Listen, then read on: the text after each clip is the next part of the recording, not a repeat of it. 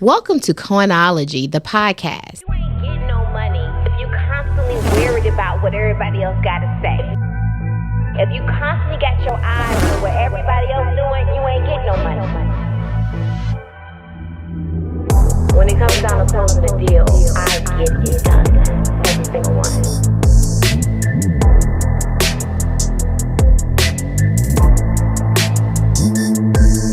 I'm the certified deal closer. Welcome to Coinology, the podcast. Welcome to another episode of Coinology, Season 4. And I'm excited today. When I say excited, I have in the studio a friend of mine for almost 20 years, almost 2 decades. Been friends with her, rocking, seen it all. I have none other than Jodi Rowlands. You guys know her as So Jodi. Y'all give it up for Jodi.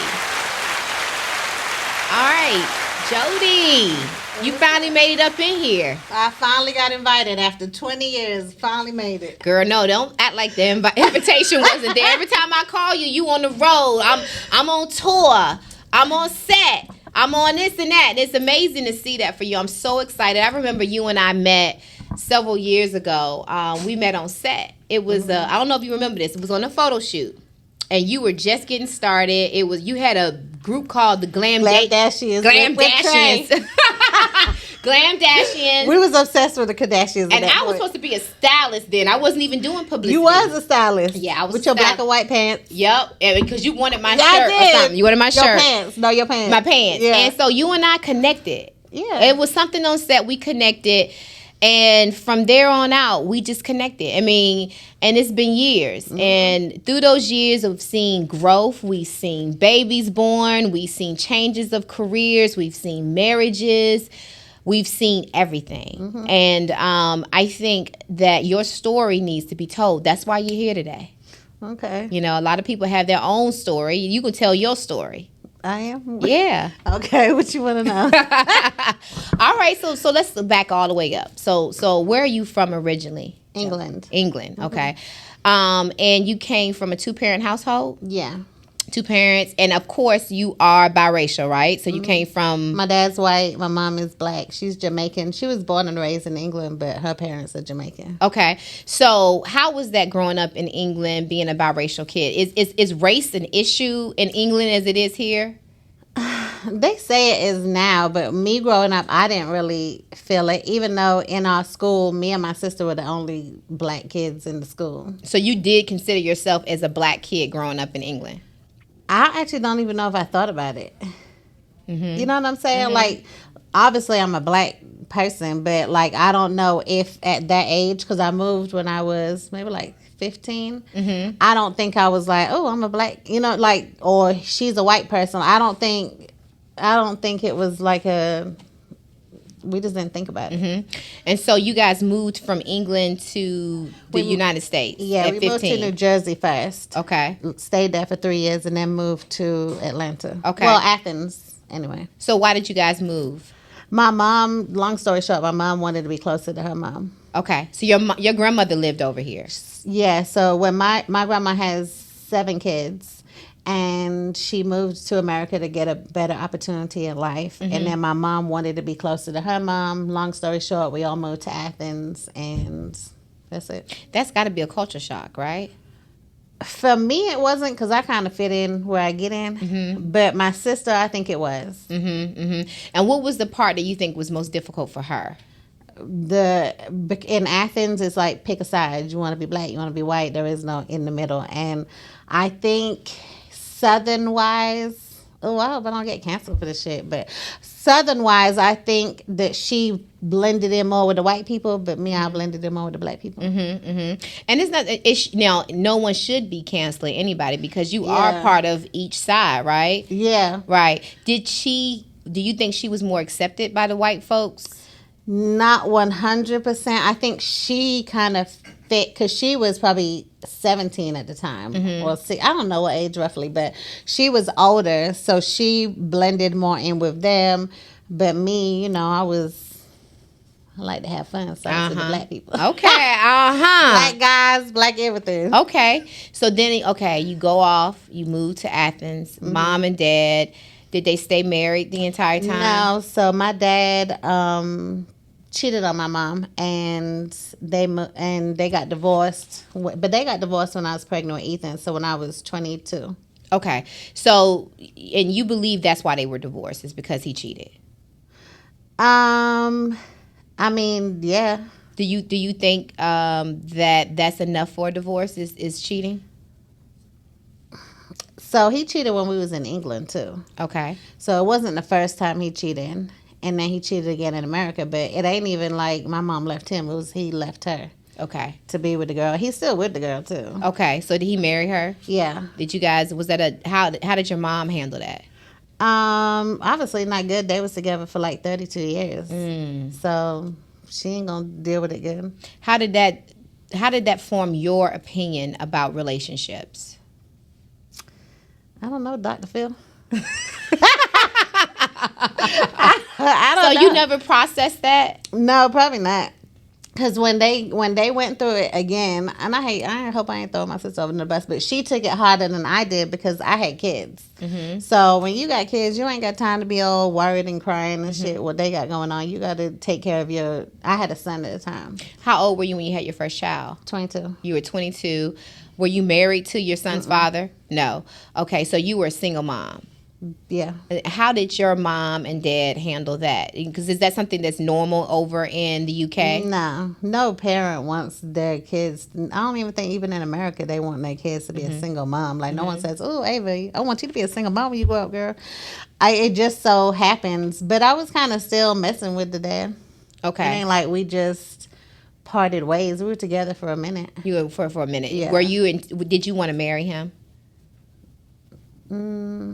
No, I'm really like, even though I'm like 41, I'm more like 30. Like I have a young spirit, so I feel like at 22, I was probably like 17. I wasn't thinking about marriage. Okay, so then you and him, you guys were together, but you guys weren't like in a monogamous relationship. I mean, he wasn't. He wasn't. Okay, all right. So you found out through time, and that's around the same time that your mom was dealing with what she was dealing with, right? Yeah, for the last time, like going through a divorce, yeah. All right, so then you go off. When did you decide that you wanted to be a stylist, a hairstylist? I always wanted to be a hairstylist, but my mom, my mom's Jamaican. So when you come from a Jamaican family, you got to be a doctor, a lawyer, or something up there. But that's not what I wanted to do. So what made you decide to do hair? When I got pregnant with Ethan. So I went to school. I went to Augusta State. I had a tennis scholarship at Augusta State. Okay, a scholarship. So you're a smart girl. I had a tennis scholarship. Oh, okay. Tennis. Okay. I'm not saying I'm dumb or whatever, but I was athletic. And so it was either there or Albany. I had a scholarship to either Augusta State or Albany. I chose Augusta State because it was more mixed environment. And so I played tennis, and then I met Ethan's dad and got a piece of the good life and So got pregnant. So what year did you leave school? 2001, 2, 3, probably 2003.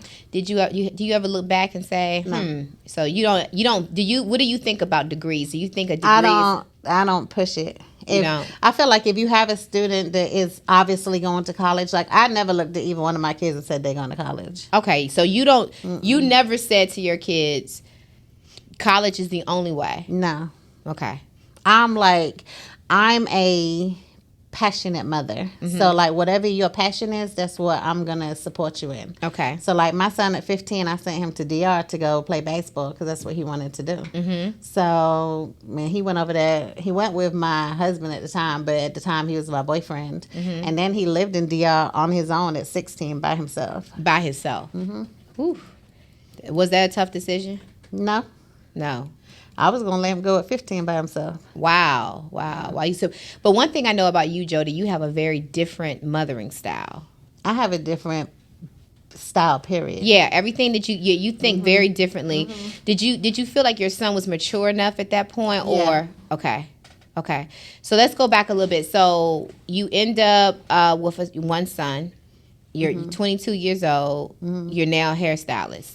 Yeah. And you live in Atlanta. So when I got pregnant with Ethan, I told my mom I wanted to go to cosmetology school. Mm-hmm. So she was like, okay. So when I got pregnant with Ethan, when you go to cosmetology school, you have to do 1,500 hours. Usually takes about a year and a half if you go to a private school. Mm-hmm. But I went in the morning and at night and finished before Ethan was born. Mm-hmm. Mm-hmm. So I was there all day. Mm-hmm. You were, again, passionate, and you were like, I'm going to make this. Mm-hmm. I remember when I first met you, Jodi, and I came to get my hair done for the very first time, because I know I met you a year or so before I even came and got my hair done. Mm-hmm. And I remember you had just had Ava, and when I finally came, and at that time, Ava was in a swinger.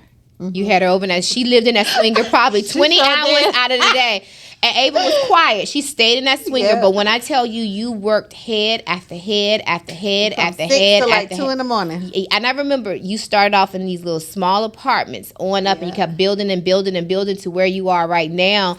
And a lot of times I think people see the level of success that you have, and they assume it's just an overnight thing, or so must have hooked her up, or she only got that because she's good friends with this person or that person, not knowing that you work your butt off. That's one thing I could, and still do. Mm-hmm. You still do. Yeah. One of the things that you and I talk a lot about, though, is girl code.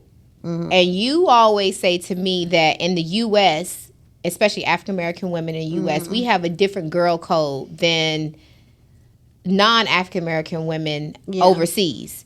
Or not just overseas, just period. And period. So you think in the U.S. it's okay if you're a non-African American woman? I don't think it matters on the color. Like me personally, okay, so my biggest mistake from that situation was not telling her. They had been broken up for years. She was in a happy relationship, or like a year. I'm about to say years. No, let's back it up. It was broken months. up for, no, it was a year. Okay. 'Cause first of all, he was in jail for a year. Okay. So then after that, it was a couple of months. So it was at least a year and a half. Okay. First of all. Okay. But I don't feel like I was wrong for getting with him. Like, even though in hindsight she should have really fucking kept him. Mm-hmm. You know what I'm saying? But she wasn't with him anyway. No, she shouldn't have kept him, but I should have just not even been bothered with him. Mm-hmm. So it wasn't like I planned it like, oh, I'm finna get his ass. You know what I'm saying? Like, it just happened. We just had chemistry. We still, to be honest, have chemistry. Mm-hmm. Not saying that I want to be with him, but we just, you know how like you can just talk to someone and it's like easy to talk to? Mm-hmm. Like, he's easy to talk to. Okay. I don't like him. I would never be with him, don't want to be with him, but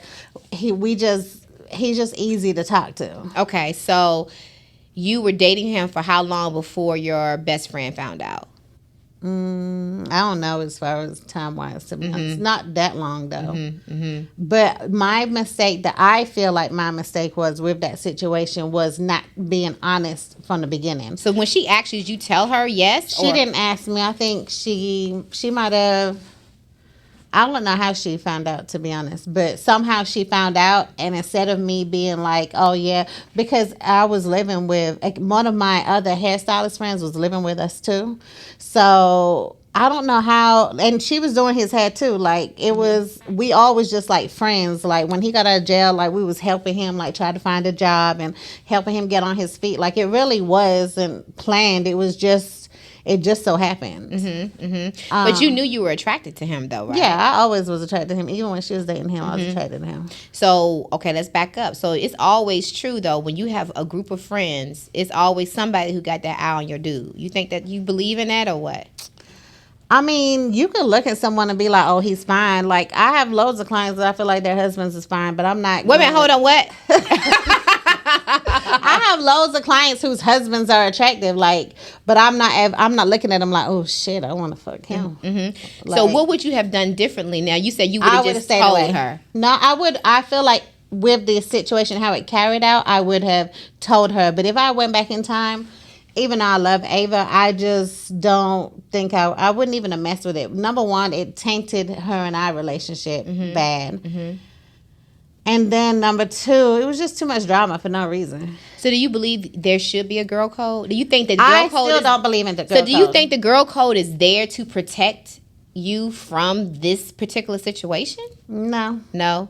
Why do you not agree with girl code? I just don't feel like, because like, okay, so I went to school with this girl and we was roommates, and she's a black girl too, and I was kind of, you know, vibing with this one guy, you know what I mean by vibing. And so I went to Athens to go visit my parents over the summer, and when I came back, she was with him. But I didn't care. Like, you literally did not care. I did not care. Okay. I feel like it's different. Now, get me wrong. I'm talking about dating. I'm not talking about nobody's baby daddy, nobody's husband. I feel like when you're married, that's different. I would never sleep with anybody's husband.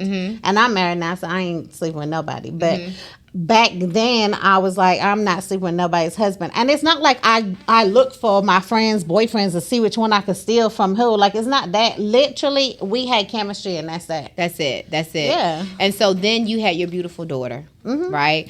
And then from that point on, you dated him for a long time.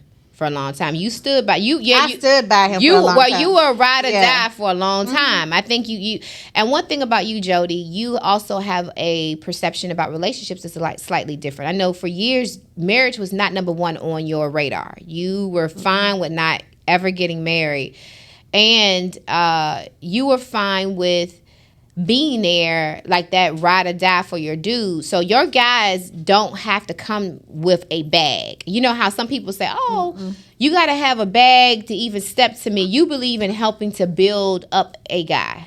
I feel like if you have chemistry with somebody, or if you just vibe, like, I'm not one of them girls to be like, oh, if he ain't buying me this, he ain't buying me that, I'm not messing with him. I'm not saying I'm gonna go get a homeless man off the street and go build him up. Not that I wouldn't, but I'm just saying, like, I don't look at you for what you bring to the table as far as money. I look at you for what you bring to the table as far as how you treat me, and now in this situation, how you treat my kids, how motivated, how hardworking you are. You know what I'm saying? Like, it comes with more than just money, because you can have a guy with money and he don't treat you good, and then what?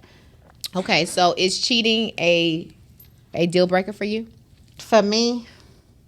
Be honest. No, I am. Now that I'm married, it's not per se a deal breaker, but it's gonna be a marriage maker. Like, I'm gonna give you hell if you cheat on me. So what has changed though? Because in the past you were very forgiving in that space. Because we weren't married. I feel like if you're not married, like, why am I putting all this pressure on a person if we're not married? Like, so you're really free to do whatever you want. Like, up until you walk that out. Yeah, but when we walk that out, that means I want to be with you. We're taking a covenant between me, you, and Jesus. And I want to be with you. You want to be with me. But when we're dating, like, yeah, I want you to be, what's the word? Monogamous. So you don't even know the word. I want you to be monogamous, and I'm going to be monogamous with you too. But it's like, I can't hold you accountable. Like, it don't say in the Bible you can't cheat on your boyfriend. It don't say you can't commit adultery against your boyfriend. It's nowhere in there. So it's like, no, like, I'll probably still be with my boyfriend if he cheated. I probably, to be honest, will still be with my husband if he cheated. It just depends on our circumstances. So also, I don't feel like nobody's faithful nowadays. Okay, so because I was about to ask you about that next, because we're in the industry, so we see a lot, and I try not to be tainted by what we see, because everybody doesn't live the same lifestyle that the entertainment industry lives. But now I'm starting to think that everybody, so you really truly believe everybody's out here just cheating all over the place? I don't feel like they're cheating all over the place. Like to me, cheating is, so me and my husband, we're married. He's cheating if he's in another girl's DM. That's cheating. Anything that you can't do that is for coming to me, or like you wouldn't even care if I saw that you talking to another girl in the girl's DMs, to me that's cheating. Anything disloyal or disrespectful, like when I say talking in another DM, like, oh, your ass look fat in them jeans, oh, I would love to take, you know what people I'm saying? Still talk like that? I don't know, I'm just saying. Whatever they say, I don't know, I'm just saying, like, that's cheating to me. Being intimate is cheating. Going on dates is cheating. Like, if you're in a married relationship, I mean, it's cheating as boyfriend and girlfriend, but it's just not like punishable to me. I think what I'm talking about now, so we're going to get past the DMs and we're just going to talk about just openly in these relationships that we're seeing in Hollywood. How damaging do you think some of this stuff on Instagram that we're seeing has become into the everyday relationship? Like, as far as, I think back in the day, people held their spouses to a certain level of expectation. But now that everybody has seen these celebrities' marriages play out on Instagram and other social media outlets, I think that our tolerance for marriage and what marriage vows are different now. I think everybody is different. I do think that my upbringing probably made me more acceptable to it. Because like I said, my dad cheated on her twice, right? That you know of. That I know of, exactly. Right. And, you know, she probably felt like she stayed with him because he was a good dad and he was a good provider. And she had 2 kids with him and she's been with him forever. You know what I'm saying? So I feel like everyone's circumstances are different. I do feel like most people cheat, though. Even women. Like, I do loads of people. Even the women be cheating. Like, the guys think they the only ones. It really be the women, too. Right. Well, that's one of the things I was talking about in a couple of episodes ago. Women are just smart enough not to get caught. I think so. I think really, and that's what men can't handle. Some of the men in the studio, we were in here having a conversation about that. They can't handle the fact that women are not sitting at home crying the blues anymore. Well, I don't think they ever been crying the blues. You know, they always said, No, I think they used to. Babies, daddies, maybe, babies, something. But you don't know who the dad. You know, with a woman, even you just don't know. I don't think that they're sitting around crying. I just think the world is just different. Glad you brought that up, because in the entertainment industry, it has become very popular for I'm threesomes. not doing that. Before you even ask, no, I'm not doing that. Never have? No, not doing that. Have you ever been approached? No. Never? No. So, you know, the thing about it, we've talked about cheating. We talked about threesomes. We talked about all that as it relates to the celebrity and entertainment world. We're also sitting here during a time where, by the time we film this now, where it airs, I don't know where it would be, but Diddy just was indicted. And he was considered probably one of the richest African-American hip-hoppers of all times, right? The question is, do we really think that the entertainment industry is damaging our culture? Yeah, I think social media is damaging Social the whole media world. and entertainment is 2 different things. Do you think the entertainment Yeah, but I think industry- social media is mainly based off entertainment. I feel like the rappers talk about it, then they put it on social media, and then the regular people go trying to chase that too. People don't know that what's really happening on the other side isn't what it looks like. Even the life that you live, Jodi. People just assume that, oh my gosh, she lives this great, grandiose life. She's on tour with Escape today. She's on set for Real Housewives tomorrow. She's in DR for 2 weeks. Over here, she has a home in the DR, a home in United States, things of that nature, without knowing that there's been sometimes days and weeks where you can't even really interact with your kids because you're working nonstop or you're gone. You know, what do you think about, what do you tell this young, aspiring hairstylist that wants to be Jodi? What would you tell the Jodi of 21 years old about going after this life? Is it and was it worth it? Well, I would say my goals were different, though. I never aspired to be a celebrity hairstylist or nothing. Like, I never even cared about celebrities, to be honest. That's why you don't see... I repost most celebrities because they're the ones that tag you, and so you just repost. But I really do a lot more people besides just celebrities. I was doing a client at 4 o'clock this morning. You'll never know because I don't sit there and take pictures. But...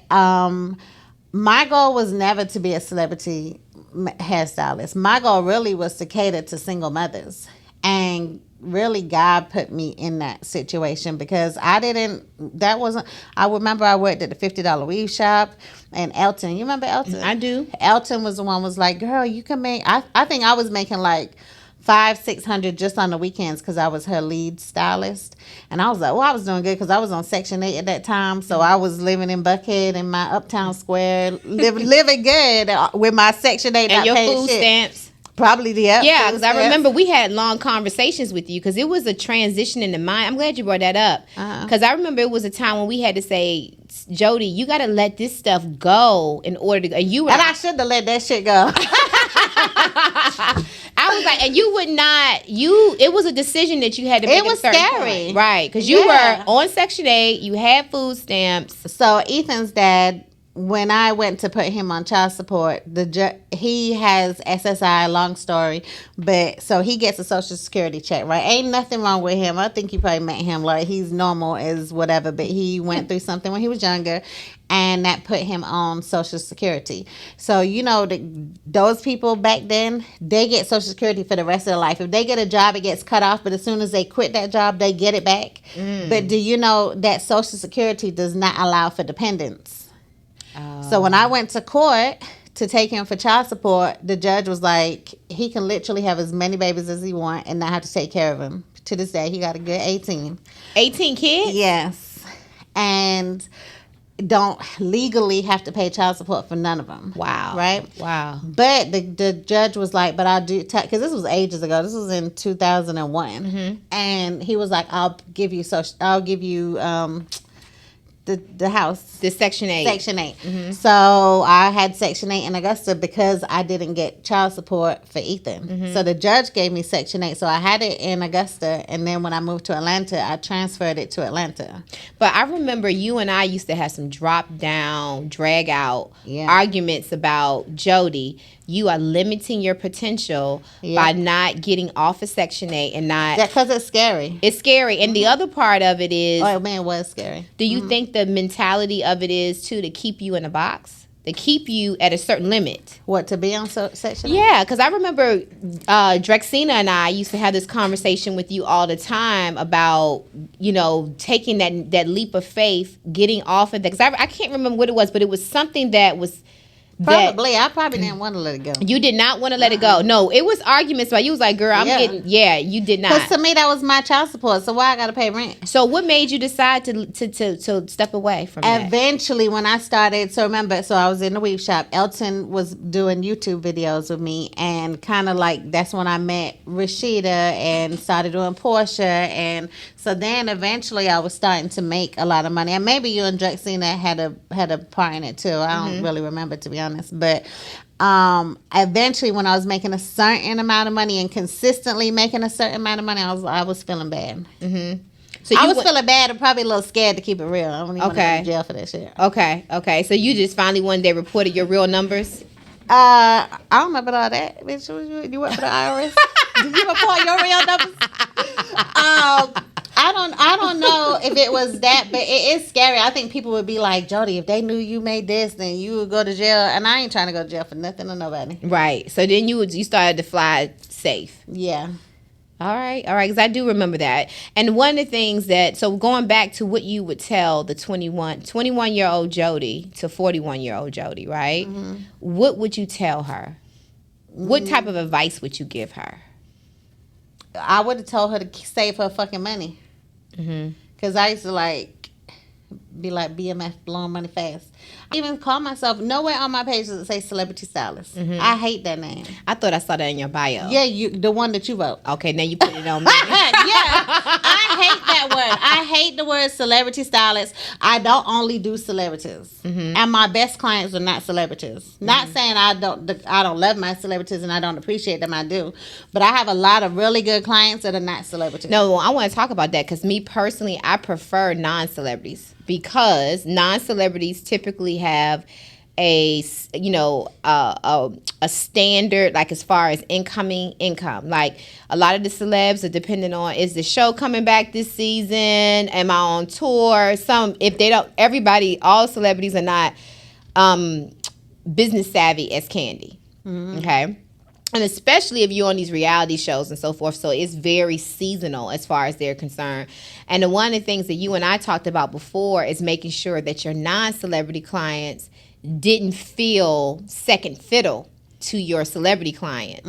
How did you handle that? I feel like, so you know how like some stylists, they'll be booked from here till January. I've never been a stylist like that. Mm-hmm. Like I might wake up, I might go to sleep tonight and have no clients tomorrow and still end up doing 4 clients tomorrow. Like my clients have always been last minute. I don't know if that's because they're trained like that, because I do a lot of celebrities and they got to work around my schedule. One thing about it is I've been blessed, to be honest. Like I really, and I don't want to be like get out the Bible and get y'all saved, but my whole life has been grateful to God. Like it's been God 100%. Because like let's say I have a client tomorrow at 9 and then Esther call me tonight at 10 and be like, can you do Candy tomorrow at 9? But this third one is a new journey for you. You and your husband are now entering into a phase where you guys are having a baby together, but you're not having it traditionally. You guys have a surrogate. Let's talk a little bit about that. Why did you choose a surrogate? So I'm 41, he's 32. Okay, so let's back up. Another caked up situation. What? Okay. That's why caked up. Right now, he make a lot of fucking money right now, actually. Caked up. And again, if I hadn't had made sure he was living in his dreams, then, girl, you can't just date a guy just because he's rich. That don't mean he's going to give you his money. Right. No, I agree. That nigga done fucking raised both of my kids better than their dads have. He's been there for me. Like, he's a great fucking man. Okay. So, if I didn't pour into what he loves to do, he would still be making $800 every 2 weeks. And now he doesn't. Okay. So, if you can't, now he makes a lot of money every month.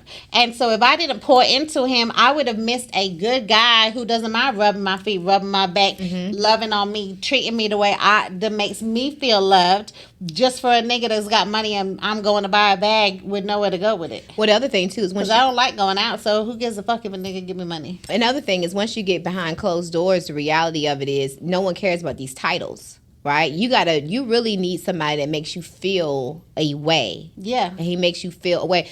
But no, not about the money. I'm thinking more so about the age difference. You're 41, he's 32. I know he act older than me. Okay. Believe that. Like he act like a granddad. Okay. He actually acts too old.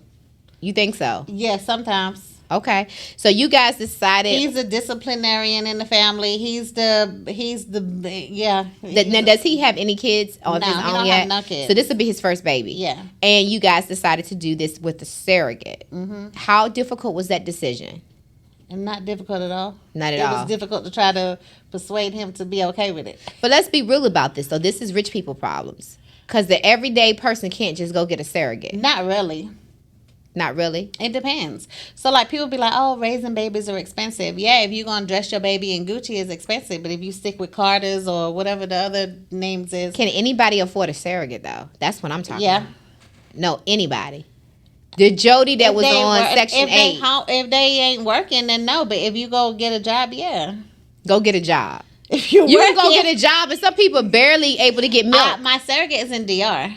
Okay, but I'm not doing it in America. But right now, because right now, it was a time when surrogacy was not a normal discussion. People just didn't talk about it. People lied about it. People even accused Beyonce of having a surrogate with Blue Ivy. Do you remember that time you and I talked about it with doing my hair when she sat down and her stomach looked like it folded in, and you don't remember that? Oh, she was on a talk show. Probably. So, but back then, surrogacy was not something that was accepted.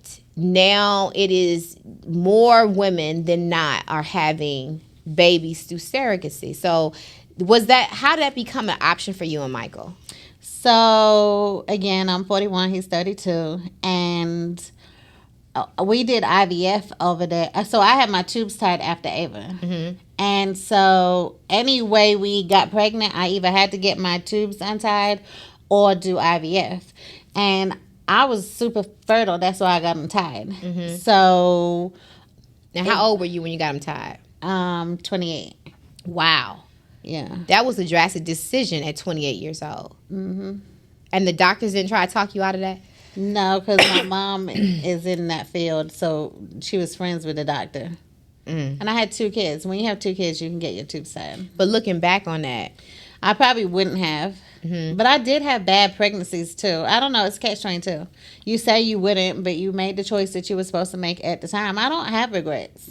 Yeah, but I think one of the things that I like to do is give people insight, younger folks coming along, for them to think about that. At 28 years old, making such a drastic decision, because the Jodi of 28 isn't the same Jodi of 41. No, but this Jodi at 41 still getting it done. Yeah, regardless. you getting it Because done. at 28, if I didn't get my tubes tied, I probably would have had 6 little kids around here. Right. So that also was the other factor we got to look at too. Yeah. Right. So, and at that time, and when we talked about it, if everybody remembers, Jodi was also working 24/7. I mean, so you had to fit in. So, and one of the things we talked about, this baby that you're having is going to really be the first time you're really going to be able to really experience motherhood, right? Because the first 2 times you were possibly. Because I still work. You still work a lot. Yeah. I do want to work less, but I'm going to do what I got to do to make sure my kids don't go without. So let's keep going, though. So you guys decided to do surrogacy, okay, over in the DR. Why DR? So we did. So he was living over there with Ethan. So when I was 38, he was over there with Ethan while Ethan was playing baseball. So I was like, let me go on, because he kept talking. At first, when I first met him, he said, oh, we got Ava. I don't need a child. And we can have a dog. It's okay. And then as time went by, he told me he wanted a baby. So I was like, let me freeze my eggs, because, the older you get, the more possibility of having something wrong with the baby. So we went, and I knew I was going to be with him forever, probably. We wasn't married though, and so we just went ahead and just made embryos. So we ended up, it's a long process, but you end up with a certain amount of embryos. We ended up with 4. I put 2 in me and it didn't take, but I think it didn't take because I was flying back and forth fitting in clients in between the process. And really, when you do that, you got to really be still. So I was like, so for this 2, I was like, for the amount of money it costs, I make that in a month. So if I'm a big girl, so if I have to be on bed rest, or if I have to be out of work for a certain reason, I didn't want to let that jeopardize us making money. I still have 2 kids that I got to take care of. So more than likely, if I was on bed rest, it might have had to been 4 months. I'm still making 3 months worth of money by not being pregnant.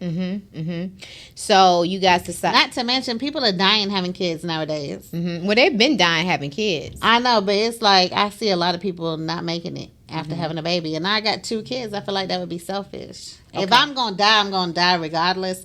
But I ain't going to just put myself out there as on top of it, though. So how has the experience been so far? It's been good. It has. Again, because I have a different mindset. I just met the girl the other day. Really? She's 5.5 months pregnant. And how old is she? 35. 35. Okay. So I wonder, is this her first surrogacy too? It is, but she has 2 kids and she's married. Okay. Because I often wonder how easy or difficult it is to give the baby away. For her. Really? But we haven't got to the end yet. Yeah. But I think it'll be easy for her. Number 1, we're having a boy. She already has 2 boys, so she ain't gonna want another one. And then she's married. And then, I don't know, I just don't think, she don't seem like, she seems very responsible. But you can be responsible and still get connected to that baby. I don't think she is. Like, she always says, oh, your baby. Like, and she don't even speak English. Okay. So we only text. So y'all caking her up too? No. I mean, we pay for the... we pay for what she is now. If she asks for something, I'll give it to her. You don't want, the last thing you want is to make your damn baby mama bad. I know. Now, is she asking for a lot?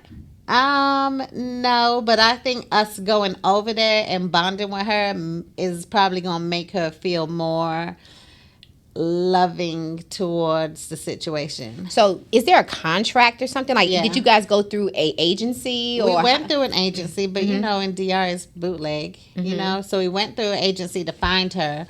And then, but my doctor is like A1. Okay. Like, if I did it again, I would do it again the same way. Okay. And she's very thorough. And so we had a lawyer, and the lawyer drew up all the contracts about, what she can do, what she can't do.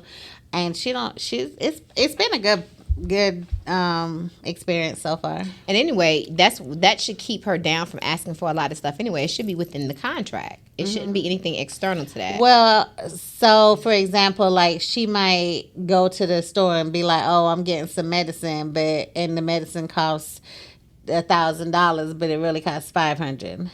You know what I'm saying? Like, you don't really know, and you don't want to question to make it seem like you don't trust them either. Well, is she calling you a lot about stuff like that? No, not really. Okay. So I know I've seen her do certain things, but it's not that big of it'd be like $40 or something stupid, like to where it's not even worth it. But is it always going back to the baby? Like, What? she's not asking you for money for a pair of shoes or something. No, but you have to buy them clothes anyway every 3 months. Oh, yeah, but the maternity clothes, right? Wow. Yeah. So, okay, so have you already started planning? I mean, I guess the question I have is the connection to the baby. Do you feel like the connection is the same as it was when you I had? don't know. I love him. You know me, I love my kids. Right. I love nobody else. I love my kids. That's right. But I don't know. That's different, right? It is Because it's different. not in your stomach kicking and I know.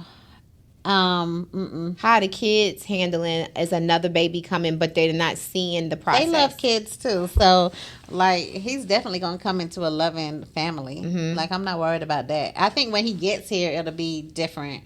But, like, I'm already buying his, like, nursery furniture and getting that ready because she's due in January. We talked about you having a shower. Are you going to do one? Yeah, I'm still do one. Yeah. Because all my clients are saying I need to do one. You need to do one. Yeah. But you know the thing about It feels weird because I'm not pregnant. Yeah, but it's a whole new way of doing things. I think you should probably ask some of your friends and clients, how did they do it? Did they do showers when they had their... Yeah, they did. Yeah, so I think... But they was in America. And they would bring the surrogate there. Right. Well, had you thought about that? You can't. She can't come over here. Okay. She doesn't have a visa and all that stuff. Okay. Yeah. Yes, that's I mean, I think that's really cool though, the options that people have now. But again, those options are only available to you if you have a certain amount of income. No, I'm telling you, it's not that much. It's not that much at all. But the average person, Jodi, that's just trying to make it ends meet.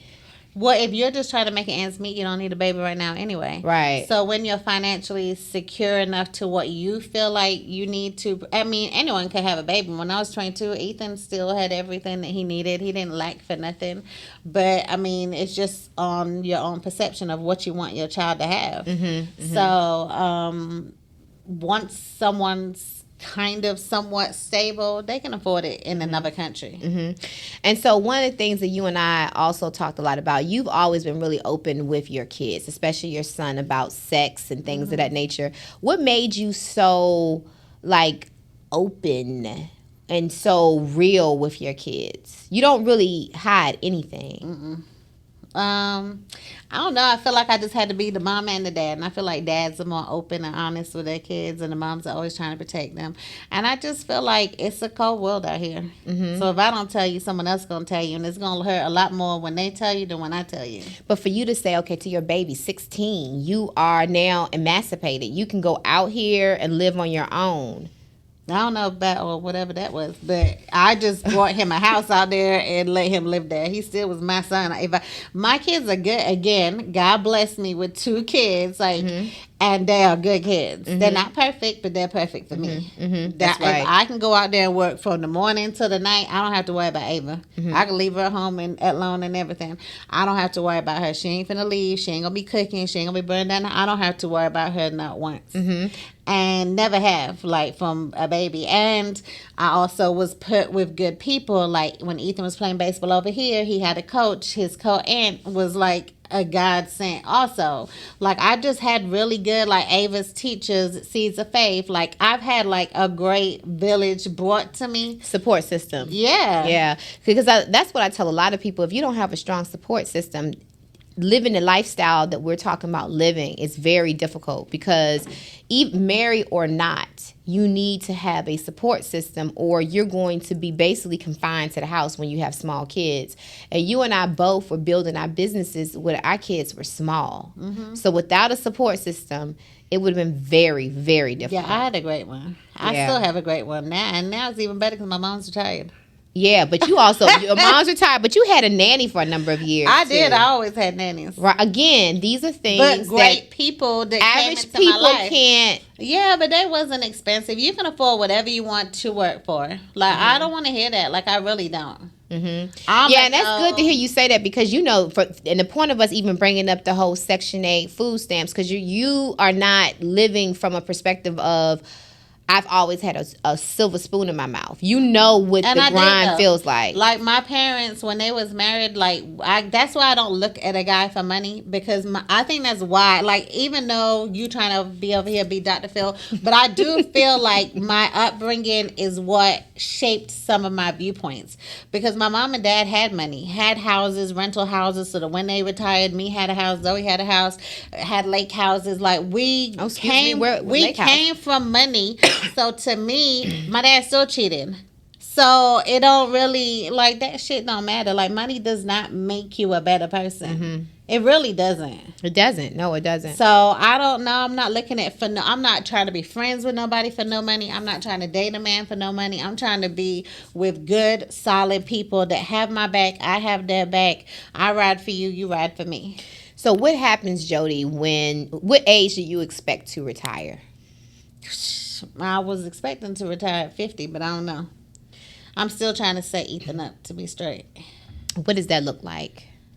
I mean, he's doing pretty good. But what does setting him up look like to you? Making sure he's successful to be able to take care of himself. If I die, he's going to take care of his brother and his sister. Like, we're a family. Like, I don't want it to, like, we're a family. Like, in our household, if Ava falls, we pick her up. If Ethan falls, we pick him up. If Michael falls, we pick him up. When this baby comes, if he falls, we pick him up. It ain't no, oh, well, I did more of this or you did more of that. Like, we just got to work together. Like, I'm just different, girl. No, I agree. That's the same. I believe in the same thing in my household. We have to be together. But I want to know for you, like, because what you do is so manual, it's hands, it's on your feet and intensive. Like, what are you putting in place now for that next phase of your life? That's what I would have told my younger self. My younger self, because I do feel like I kind of, like, was in the upcoming of closures, the upcoming of certain things that I could have probably been multimillionaire by now if I really... but I just don't think like that. Like, I don't think about money. I think about just doing it. You know what I'm saying? So I think one of the things you probably could have told your younger self is to have a strong business manager, somebody that would have been able to think about those things for you. Because, Jodi, you did come along during a time when stylists were like celebrities themselves. Like, people really reveled hairstylists, and a lot of them made a lot of money on products. Yep. And I would have did all that. But you did do a hair business. Haircut, yeah. But, so all those things. But are you thinking now, like, it's not too late? What are you thinking about doing so that your next phase of life is you don't have to go back to the Section 8 life? Which I ain't never go back to the Section 8. How do you know that? I mean, I don't know that, and I wouldn't care if I did. Like, I'm not too humble to where I'm like, oh, I can't, I'll never go. If I have to, I will. But what are you putting in place so that you don't have to? So I'm trying to start a new wig line right now. I'm also trying to... I have another business I'm trying to do that I don't want to say right now. But... I don't know. That's my downfall. Not a downfall. I think most people. I think it... Because I've touched a lot of people to where I really could not even have to work right now, to be honest. But why do you think you still are working? Because I didn't start product lines and start, But why not? Because you think you use the money I didn't really know how to trust a lot of people with your business. Do you know what I'm saying? Like, you have to... I was working from morning till freaking the next morning. Like, sometimes I was working and probably getting like 2 hours of sleep and starting again doing 19 heads a day. I had 2 assistants braiding, and I'll be there sewing in. Like, I was working all darn day long. Ain't nobody taking them 2 hours to think about, oh, what product can I start? Right. But I should have been. Or should you have been looking at limiting the amount of heads that you did, the scalability? I know you wanted to get all the money, but... Yeah, it was like Pac-Man. I was taking it all. Taking it all. Yeah. But now you got to think about, you looking back on it, all that wear and tear on your body. Yeah, I don't feel like I got a lot of wear and tear though. Would you do it? You wouldn't do anything differently? I'm not one of them type of people because I feel like it's not regrets. It's just no. I know, but I don't. If I could do it differently, like if I could go back in time, then yeah, I would have started definitely like a product line, maybe like a wig or weave shampoo or something like that, like a weave something. But I don't know, girl. So what's next for you, Jodi? This baby. This baby and focusing on my kids. I really just want to take more time with my kids, to be honest. Like, that's my focus. Yeah, I noticed you called me the other day. You were helping your son set his business up. That's like you said, one thing about you don't play about your babies. And I've always admired you. So even when you worked those 25 or 24 hours out of the day and Ava was over there and just swinging back and forth with the bottle propped you up. did it all for her. Yeah, you did it all for them. Ethan. I know, Ethan, not to be buying Stanley no Gucci whatever's you just said, but even when you had Stanley in there with his Gucci shoes and so forth, girl, you still had Stanley. He was Stanley, go take Ethan here, go do that. It was as if you were structured in a format that was still beneficial for your children. And one of the things that I always admired you for is that you never put a man before your kids. I was just thinking in my head because I was doing another podcast and he was saying that in the Bible it says you got to put your spouse before your children. I don't believe that. I think I was pregnant with my son, and a woman told me, she said, the greatest disappointment that you'll ever have and the greatest pain you'll ever experience will come from your children. A betrayal, a disappointment, or something. And they said that's going to hurt you worse than anything else. I don't think so. You don't think so? But your kids aren't grown yet. I know, but I love my kids to where they can't disappoint me or betray me. They can betray you. It's bad, actually. I really not supposed to love my kids this much. I be trying not to. Where do you think that comes from? Because you're not supposed to, like, it's when you, like, put so much love and focus on your kids, it's like you're idolizing your kids. You're not supposed to. So I've recently been trying to, like, back up. But I love my kids. And I'll do anything for my kids.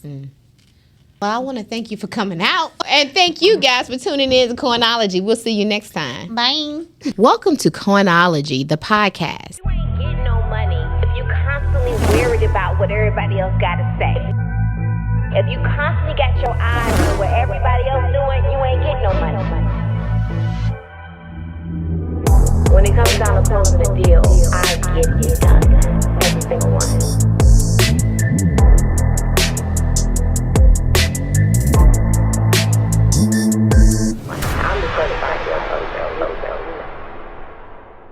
Welcome to Coinology, the podcast.